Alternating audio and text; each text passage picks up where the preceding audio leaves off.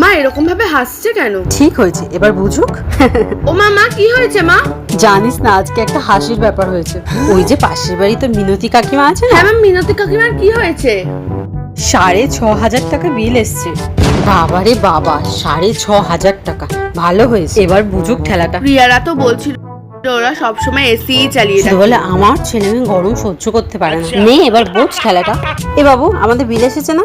হ্যাঁ মা, মনে হয় বিল এসছে। কত এসছে রে আমাদের বিল? আমাদের বেশি উঠবে না, আমাদের তো সারাদিন চলেই। এবার কি করব? যা দেখি ইলেকট্রিক বিলটা নিয়ে দেখি। হ্যাঁ মা, আনছি, দাঁড়াও।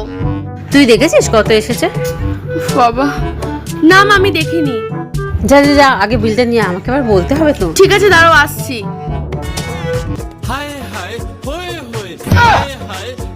এত টাকা বিল আসবে কি করে রে?